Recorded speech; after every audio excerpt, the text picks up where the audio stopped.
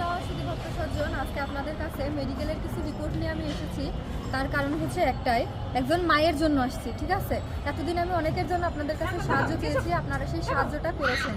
তা আজকে আমি একজন মায়ের জন্য, এবং এই যে দিদি আছে, তো যেরকম আপনারা আমার মা আছেন সেরকম তারও মা, তো মা সবার কাছে গুরুত্বপূর্ণ। তো সেইখানে দাঁড়িয়ে আজকে দিদির মায়ের হচ্ছে ব্রেন টিউমার। দিদি হচ্ছে ঢাকাতে একটা নার্সিংয়ে আছে আদিল হসপিটালে, প্লাস তার ভাইটাও স্টুডেন্ট।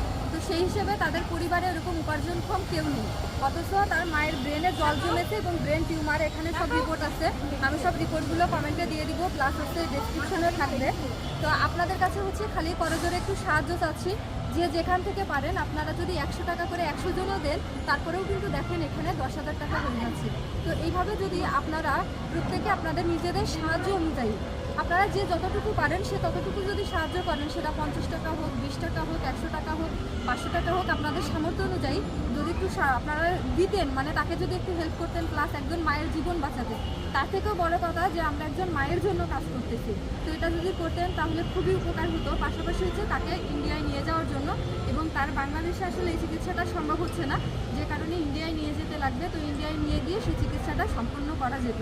তো খুবই সময় খুবই কম, কারণ অলরেডি 3 মাস হয়ে গেছে, আর সে চোখেও এমনকি কম দেখা শুরু হয়ে গেছে, তাই তো?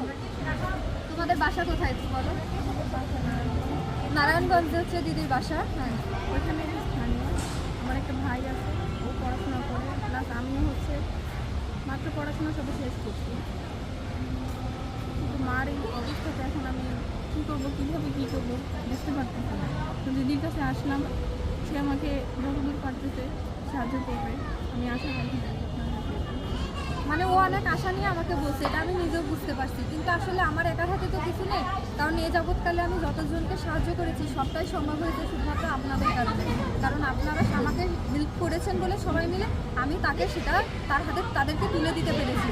তো এই ক্ষেত্রেও আমি আশা রাখবো আপনারা সবাই একটু হেল্প করবেন, তার মায়ের এই চিকিৎসা যেন সুসম্পন্নভাবে হয়, এবং সন্তানের কাছে মা থাকুক, মার কাছে সন্তান থাকুক, এটাই হচ্ছে প্রার্থনা করবো। তো সবাই সবার জায়গা থেকে একটু হেল্প করবেন। যদি কেউ ইন্ডিয়া থেকে দিতে চান তাহলে আমাকে একটু যোগাযোগ করবেন, আমি ইন্ডিয়ার নাম্বার দিব দরকার হয়। তো হরে কৃষ্ণ, আশা রাখি সবাই ওকে একটু হেল্প করবেন।